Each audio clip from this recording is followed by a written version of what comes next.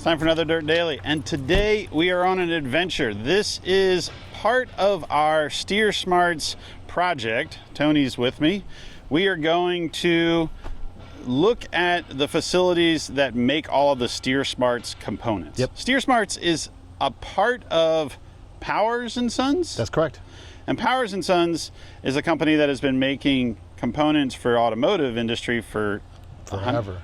For hundreds of years. Yes, from the beginning, way in the beginning. So today we have a special opportunity. Instead of being in the shop wrenching like we should be, we're going on a little adventure to see where all this stuff is made. Right here in America, right in the middle of cornfields, Ohio. We're going to the forge and the manufacturing facility. Right after this. And we're gonna just kind of see behind the scenes of where they make all of these parts, which is kind of cool because most companies, they either assemble them, weld, cut tubes together. A lot of companies don't have this. Yeah. Right? So let's go see what this is that you guys have. Let's go check it out. All right. Right. So this is Jeff. Jeff. Nice to meet you, Jeff. This is Tony. Tony. Jeff, good to meet you. And we are at Pioneer Forge. Pioneer Forge. And this is where you hammer forged parts, whether it's for Steet Smarts or anything in the OEM. Parts, yes. And are they all steering components, or is it a little bit of everything? Steering components. Okay. Yep. And how long have you been here? The facility has been here since 84, Okay. 1984. But Powers & Sons has been in business for years and years. And they used to be downtown Detroit? Yes. And then they came to beautiful Pioneer, Ohio? Yes. Because you can make a lot of noise here and nobody's going to complain? That's why the farm fields. Yeah. It's beautiful. I was like, I didn't know if I was going downtown in a city or what, but it's beautiful here. We'll go out here and we'll take a look at a forging press. Okay. How many people work here? About 40. Oh, okay. Look at this. Yeah, check out this machinery. Yeah. Heavy duty stuff. Oh, here we go. And here's where we cut for the press. I see. So this is the piece. This is the part that gets done from long bars. Loaded in here. Real good cut. Okay. And then that goes over to one of the presses. And then a robot picks this up and puts it in. That's pretty cool. And you guys label it to different types of materials? Or? Yes, they're color coded by the grade of steel. Grade of steel, yeah. Where does all the steel come from? All over? Yeah. So see, Fred, the different colors on the ends? Oh yeah. Now is the different color on the grade of steel. Different grades? Yeah. So like chromoly or different types of carbon? 1025, 1040, 51 foot, 40. That's cool how it starts, right? That's how it starts right there. Every tie rod, track bar, drag link, where we were talking about how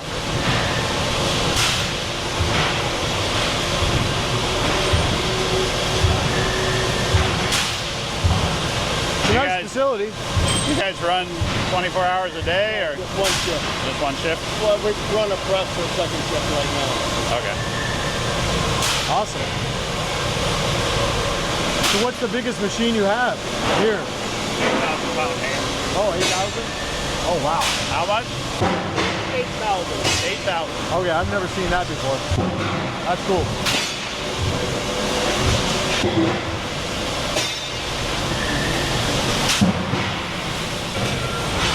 How long will it take you to go through all this steel? We'll probably go through 3 or 4 tons of steel every week. Every week? Wow. Pick that up.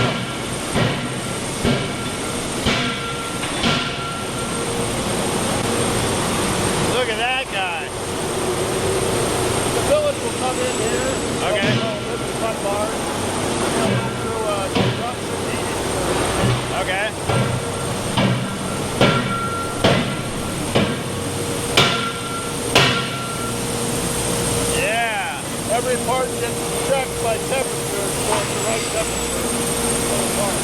before it goes into there.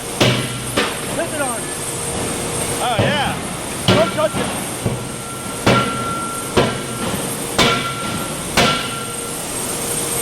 Those are the pitman arms.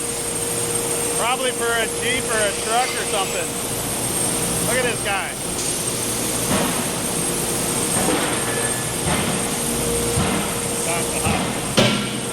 Oh,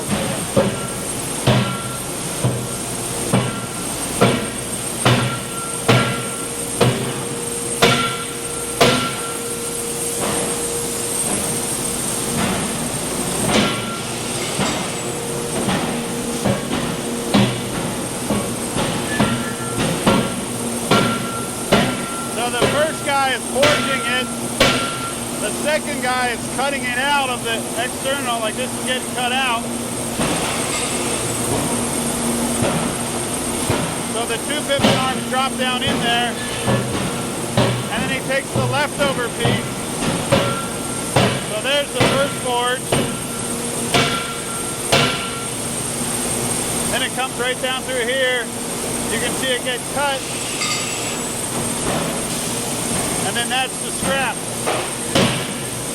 Pretty cool.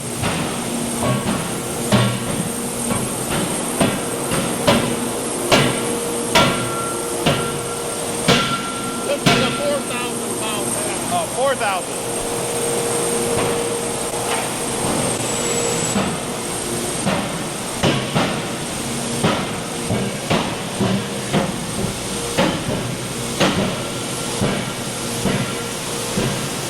This is the 8,000 pound hammer, but we're still installing.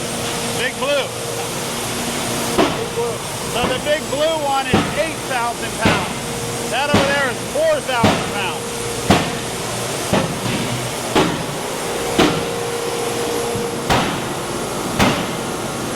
You don't get fat running the Ford. All those guys are skinny and strong. They're probably sweating. Oh, I bet. And it's a nice day today. I bet on a hot day, they're just dripping.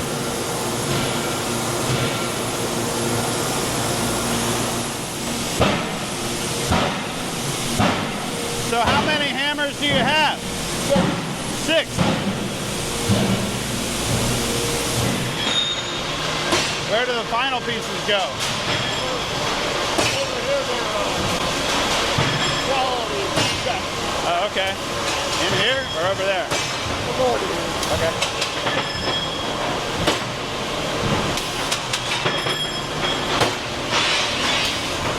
Just looking for defects.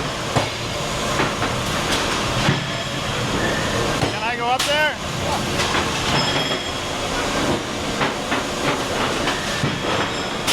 What are you looking for?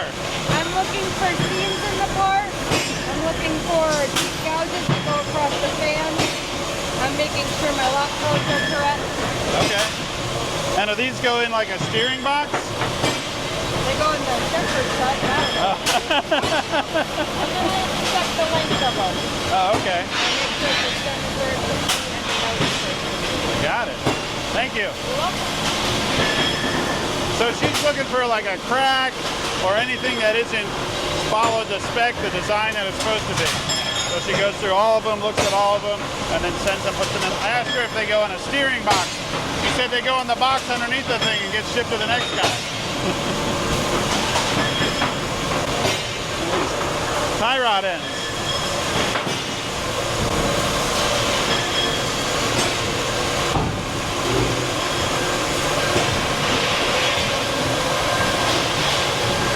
Oh, look at this. What are these guys making? a big piece. This is one of our biggest steering gears that we make. Oh, okay. Having trouble getting it out of the knob.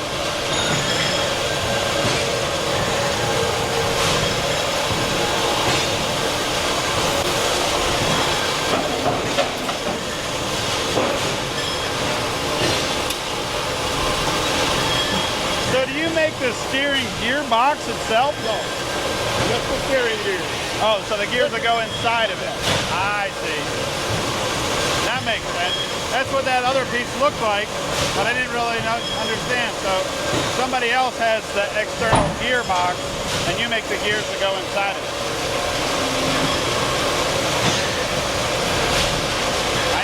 have thought that would be two different companies. I would have thought the company that makes the gearbox makes all of it, but that makes sense.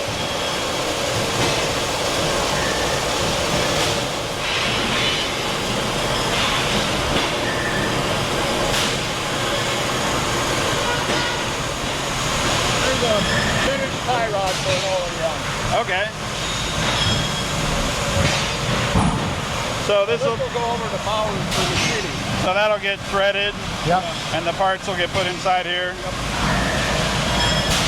All the machining process is going on the building.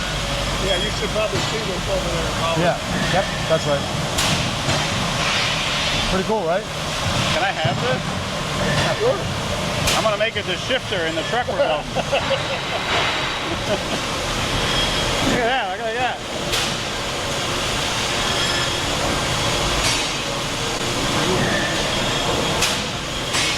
This is our final inspection area. Okay. We do a final inspection before it gets shipped to the customer. Oh, This is all finished goods and we're ready to go to a customer. So these are the gears that go inside a steering box. These are the tie rods that are into the tie rod. Yeah. Those are, That looks like tie rod parts. that's one side and that's the other side. Okay, probably like a Ford truck or a Dodge truck or something. Dodge truck. And then these are, that could For GM. GM. Oh, heavy duty GM. Yeah. That still has a solid axle. Yep. So you guys are making steering box parts, steering parts for GM, Yep. steering gears, Ford parts. You're making everything for everybody. Yeah. Do you make Jeep parts? Like that? The fitment arm that you see forging is That looked like a Jeep fitment arm. That's awesome. So how heavy is this press? This is about 6,000. 600. That's a little baby one. Oh, look at this.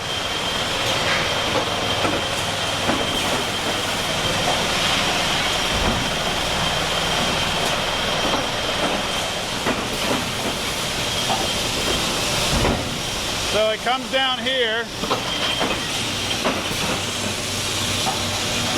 This will load up a piece and it'll go down this conveyor belt. And then it'll get put in the oven down there. And then R2-D2 will pick it up and load it up. There you can see one coming through.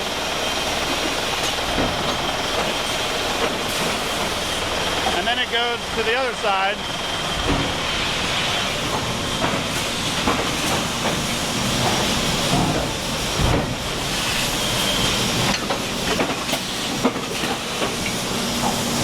So it's already got a little nub on the end. And then she grabs it, sets it in there.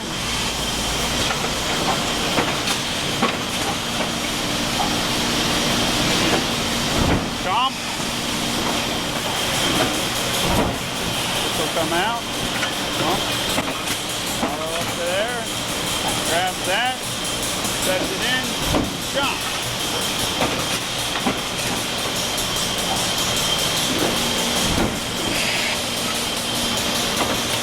And the scrap falls in here,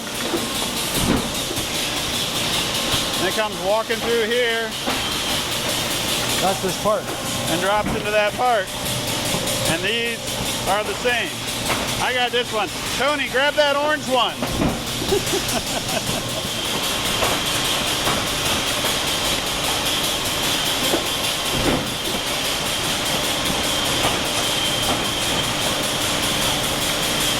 This is pretty exciting manufacturing. That's I have cool. to say. That's awesome. This is probably the most important part of this facility, next to the hard hat and the glasses, because those things are hammering out there. My ears are ringing. And there's your nickel tour. That's awesome. Pretty cool, right? Yeah, like I never would have expected in the middle of farm country Ohio they'd be chomping out cool parts. All right, I guess we're done with our hard hats. Yep. We don't keep them? Tony, Tony, you need to wear your helmet all the time. Hey, thanks, guys. Yep.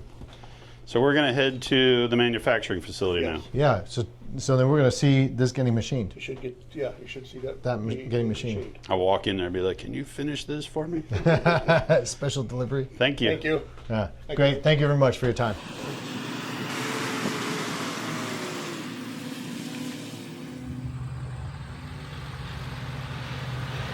So we went to the forge, Yep, Pioneer. Forge, Yep. and now we are at Powers and Sons, and this is where they take the forgings and turn them into the parts. That's right. What we just saw in the forging, some of those parts we're actually going to be able to see in here, getting machined, getting processed, and maybe even getting boxed. I don't know. And maybe some testing. And some testing. Let's find out. Let's go check it out. Yeah.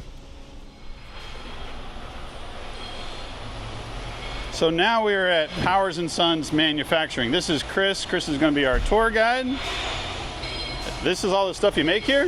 Yes, these are an example of the vast majority of the OEM steering linkage products that we manufacture for, say, Ford, GM, and Stellantis. So we were just at the forge and we saw them forging this part.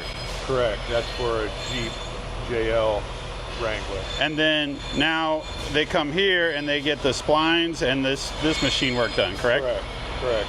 They get machined, broached, punched. They put the tapered spline in it and drilled and reamed for the mating ball stud for the drag length. Perfect. What are you guys building today? Well, at the moment, we're largely producing Stellantis products for their Ram 4500, 5500. Oh, perfect. Let's go check some stuff out. In general, at Powers and Sons, the value that we add to our customer is that we design our products, we machine, and we assemble. Okay. So those are the very top level value add that we provide the customer when it comes to developing our steering wheel. And how long has Powers and Sons been here? Since in this facility since 1989. Okay. And before that, were you in Detroit or were you always in Ohio? No, we were in Montpelier, Ohio. Okay. The downtown area. Okay. All of the Steet Smarts products are machined on CNC type equipment. Yep. And in this instance, we're machining some OEM products. Okay. But the process is the same. We aren't currently machining any Steet Smarts. At the moment, they go through the same machine. Hey, So this is like the tie rod end. Yeah, this would be an example of a tie rod end that would be similar to a Steet Smarts part. Okay. The forging would come in and we would machine the socket Yep. so that we could put all the components in and close it over and it becomes a ball joint then. So you guys do all that assembly then eventually as well? Or Yeah. is that, oh, okay. Yeah, right here. Perfect. And then is this other end already threaded? Not yes. Oh yeah. So what we do first is the forging comes in, we machine the threads, send it out to get it painted, put a protective cover on it so they don't get damaged, then bring it in and do the what we call the socket. Uh-huh. And then this part will eventually, I'll show you the next operation where they put them together. They put the bearings, the ball stud, grease, spring, cap, close it over, put a seal on it. Is this little part right here to help locate it in the machine, or what is it locating off of? Well, in this case, this is It's like a tie rod end. well, yeah, it's a clamp goes on here with an aligner. Okay. And so it's not used on a Steet Smarts part necessarily, but in this case it was an error-proofing thing that keeps the clamp from rotating around because the OEM does not want the clamp to be in the wrong location. But that's for assembly, not for when he's machining. Like, No. When he's machining, it's all based off of this outer part. Correct. Got That's it. to meet the OEM application. Got it. That makes sense. Yeah. This we can show. So this is those big 1 tons. So what happens, just real quick before he does it, Yep. You'll come down here and you'll. I'm pretty sure this is where it goes. It comes in. It starts here. Yeah. It starts here. So grab one of these. Sir? Yeah. And you put the bearing on over top of there. He'll show you how it all goes. But it looks like. All that is a rest. Okay. It threw me off when I saw that. I'm thinking, that was the last. That's because of those short parts right there. Yeah. If you don't, it kind of throws it off. And you want to make sure that bearing's all the way through. If it's not all the way through, and it happens to go through there, jump. It happens to go through that spinner because it doesn't have All the parts. It doesn't have enough room for rotation. Got it. Can you walk one through? Sure. Yeah, we'll just walk it, put one together. All right. That one's got it in there. Can you do one where you? Yeah, I will do it. Did you guys said something about you wanted to see a changeover also?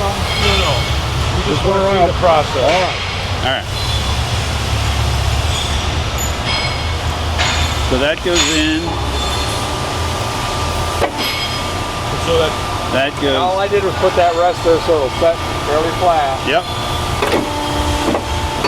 And then that pressed this race in there. Yes. Oh, and greases it. See that little Yep. See the little. leaf on it on the. Yep. So it goes up in like that. Yeah.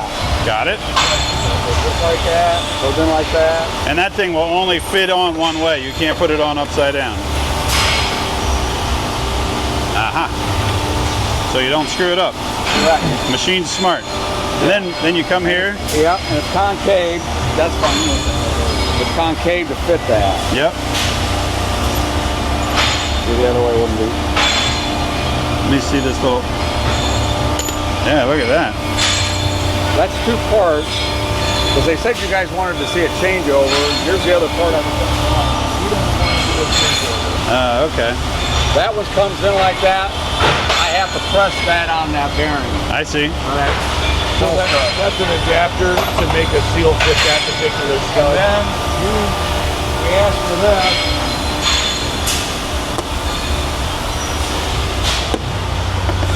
Oh, I see. Oh, look at that. When We that. wanted a certain level for when it goes on, the seal goes on, that it's not too deep or not too shallow. Got it. That's a little quality control on No that. go gauge. Okay, so we have the ball. What do you call that part? The stud? Ball stud. That drops in there. Grease it A up. little more grease. Bronze bearing. Is that a bearing or bushing? Bushing, basically. Bronze bushing. If you look Little at it, spring. Yep. it's concave the other way and it's got relief. Yeah. So it's got that on both sides of it. Yeah. Oops. Put two of them in there. A little bit of grease. Spring. Another little sets spring. Up, not the other way. Put our little cap on with our Zerk Yeah. fitting.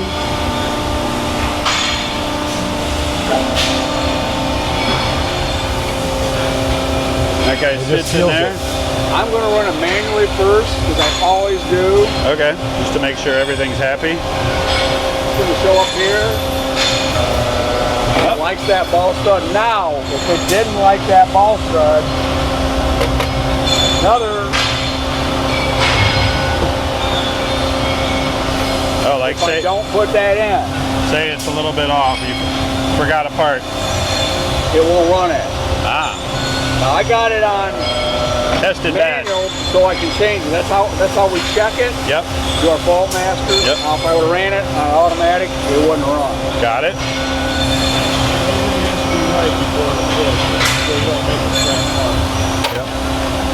All right.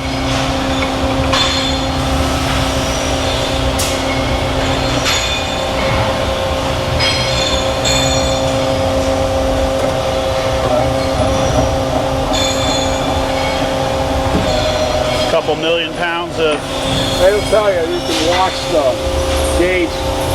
9,200 pounds. Yeah. We'll show you the force here. Just I'll run though and just watch that. Okay, Ready? ready. Here we go.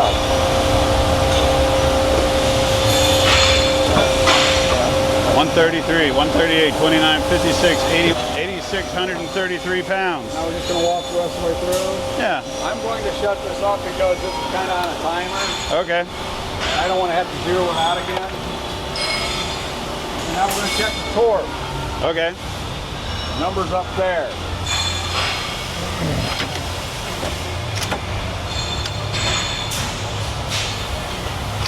What is it checking the torque of how hard it is to turn it? So make sure make sure your spring is happy. Correct. Got it. There's fault masters right there.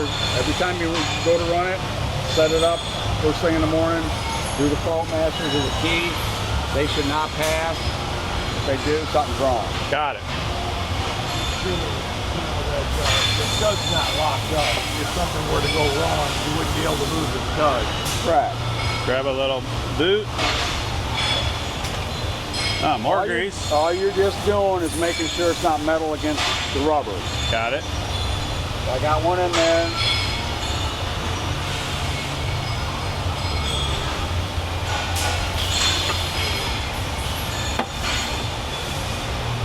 Done. So the outside of this has a little bit of metal in there, like a spring or a ring or something? There's a ring right here, and I believe there's a ring right there. You can feel it. Oh, yeah. Cool. A star ring or a star wash on an axle for a wagon or something. Or Yeah. And then it just presses on and bites into that machine surface. Just a protective cover for shipping and the nut.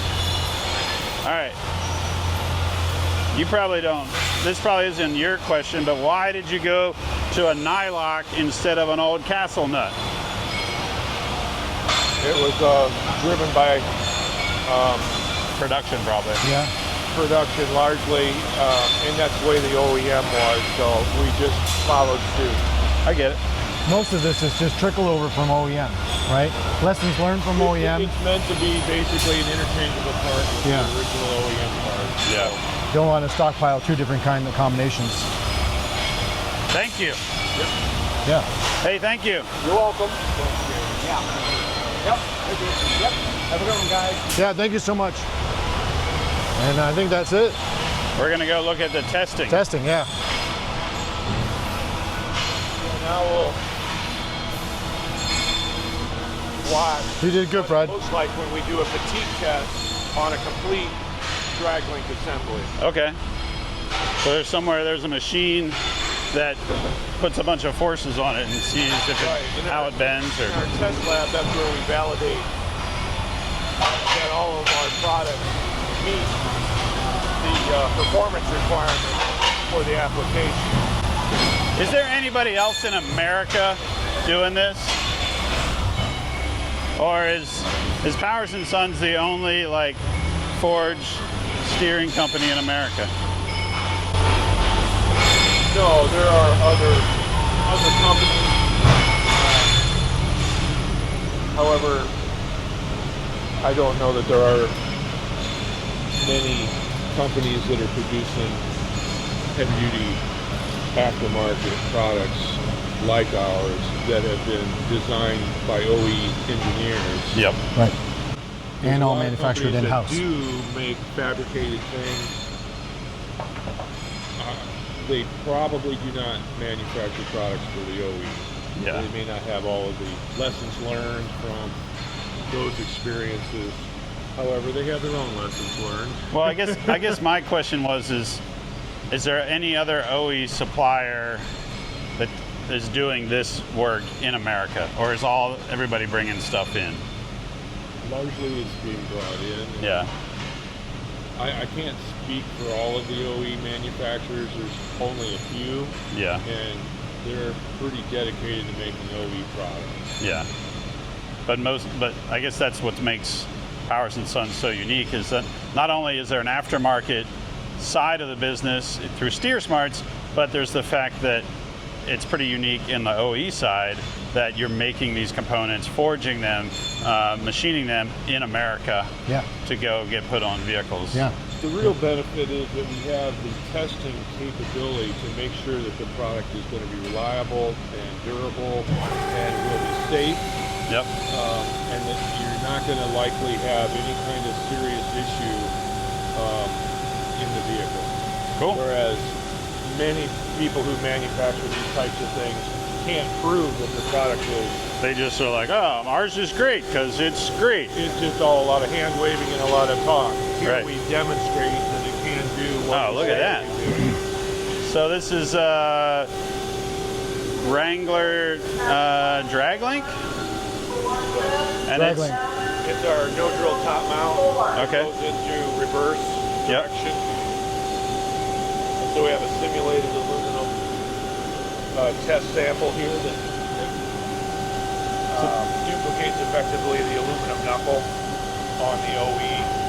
So this is when I'm driving my Jeep down the rocky trail with total disregard for mechanical well-being, bouncing the tire off of every rock I see, and the drag link is not buckling. This is just extreme levels though. Yeah. Right? What type of pressure are we talking here? Like 3,000 pounds. Okay. So just picture that, right? 3,000 pounds Yeah. going this load on a Side- trail. That's a lot, right? Yeah, That means that's- you're bouncing sideways to a rock At high speeds. at high speeds constantly. Yeah. And it'll take upwards of 300,000 cycles at that load. This section in the middle, is that something you machine here? It is. Okay. Yeah. Cool. It's all right. I like it. 3,000 cycles. 300,000. Oh, 300,000 cycles. We can wheel all weekend at that Yeah. rate For years. for years. Thanks, Chris. But in this case too, you know, we talked about coatings. We also powder coat them. Uh-huh. So they would come in, we would machine the threads, send it out, get the threads and the majority of the body of the part e-coated. Yep. And then we would send it out and get it powder coated, and then we machine the socket. Cool. But they have to do the powder coat last so that they can mask the threads so you don't get powder coat on the threads, because you can't, Yeah, then it doesn't assemble. it doesn't assemble well. What do you put on the threads when you assemble it? Do you guys use like some sort of anti-seize, or is there? Actually, we do not assemble them, but Okay. we recommend that you use an anti-seize. For shipping purposes, because yeah. of the length, we break it down and put it in a box Yeah. for lower cost shipping, and along with instructions and decals and Really, so forth. really nice boxes, by the way. You guys have the best boxes in the business. Chris does a good job on that. Yeah. Make sure they arrive in pristine condition and Yep. they aren't all scuffed up and Yeah. powder coat chipped or Some people's parts just show up in a bag, and you're like, huh, this all beat up, because there's two of them in there smashing into each other. right. Which you don't want to do with those threads. Right. I think it's been great. Thank you, Chris, Crazy, for the right? tour. You're welcome. I guess we'll get out of your hair and let you get back to making parts. Ours and Sons was really born out of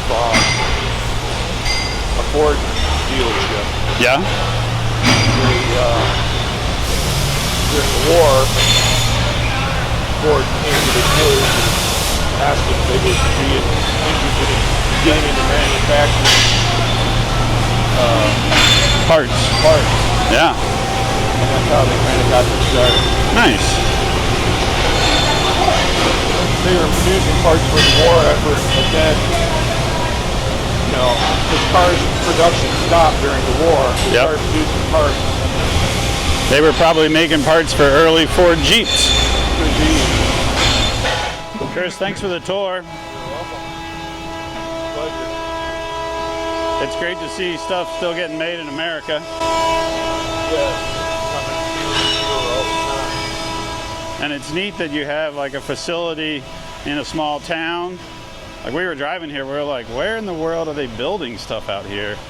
But you're giving people jobs in a small town and you're making really cool parts. time to swap out my nice hat and put on my dirty work hat because I'm back at the shop. We had a lot of fun going down to Ohio to check out the forge and the manufacturing facility for Powers & Sons, where all of the Steet Smarts components are made and manufactured, machined. But I've got a crazy project truck here behind me that is not going to build itself. So I've got to get back to work. That's it for this Dirt Daily. Thanks to Steet Smarts and Powers & Sons for having us down there and checking everything out. We're going to get back to work and build this truck. We got a wedding to go to in like a week. All right, we'll see you guys next time.